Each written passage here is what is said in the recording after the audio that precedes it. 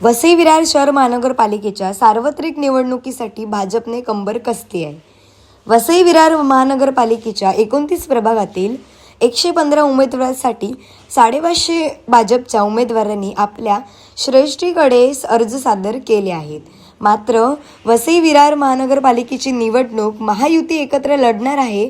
बहुजन विकास आघाडीचे माजी सभापती नगरसेवक मोठ्या प्रमाणात आले असून नक्कीच त्यांचे आणि आमचे दोघांची ताकद वाढली आहे. पंतप्रधान नरेंद्र मोदी आणि मुख्यमंत्री देवेंद्र फडणवीस यांच्या विकास कामावर प्रेरित होऊन त्यांनी प्रवेश केला आहे. असं असलं तरी स्थानिक भाजप कार्यकर्त्यांवर अन्याय होणार नाही असंही आमदार स्नेहा दुबे पंडित यांनी स्पष्ट केलं आहे. ज्या इच्छुक उमेदवारांना उमेदवारी मिळणार नाही तो उमेदवार कमळासाठी काम करेल आणि महायुतीची सत्ता आणण्यासाठी मदत करेल असे वसई विरार विधानसभेचे आमदार स्नेहा दुबे पंडित यांनी स्पष्ट केले आहे. ब्युरो रिपोर्ट सिंधू प्रभात, वसई विरार. 15 जानेवारीला महानगरपालिकेसाठी मतदान होणार आहे आणि 16 जानेवारीला त्याचे निकाल जाहीर होणार आहेत. बहुप्रतीक्षेमध्ये असलेली महानगरपालिकेची ही निवडणूक आता जाहीर झालेली आहे. त्याच्यामुळे भारतीय जनता पक्ष आणि महायुतीच्या सर्व घटक पक्षांमध्ये उत्साह आहे. सगळेजण कामाला लागलेले आहेत आणि महानगरपालिकेमध्ये महायुतीची सत्ता आणण्यासाठी सगळेजण एकदिलाने कामाला लागलेले आहेत आणि ती वेळ आता आलेली आहे. त्याच्यामुळे तयारी एकदम जय्यत सुरू आहे आमची.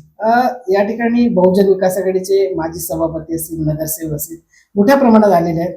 त्यांचं कसं काय या ठिकाणी होणार, फायदा होणार आहे?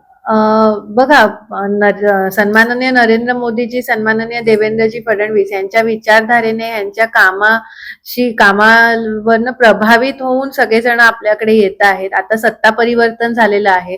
एका वर्षामध्ये जो वसईमध्ये बदल घडतोय ते सगळेजण बघतायत आणि त्याने प्रभावित होऊन आज इतर पक्षांमधली लोक भारतीय जनता पक्षात येत आहेत.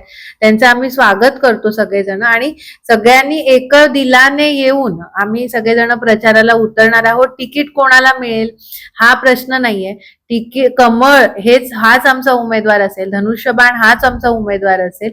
घटक पक्षामधले सगळे पक्ष महायुतीतले एकत्र येऊन ही निवडणूक आम्ही लढवणार आहोत. या ठिकाणी बाहेर जे आलेले आहेत इतर नगरसेवक, त्यांना जर तिकीट दिलं तर भाजपचे कार्यकर्ते नाराज होतील असं बोललं जाते, काय सांगा? असं अजिबात नाहीये.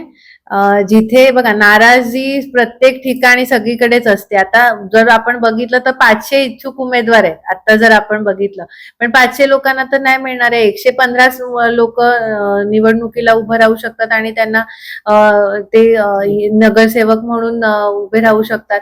तर मग बाकीच्या लोकांनी काय करायचं? पण त्यांनी इच्छा पण त्यांची असू नये का? तर इच्छा असू शकते, प्रत्येक जण काम करतं.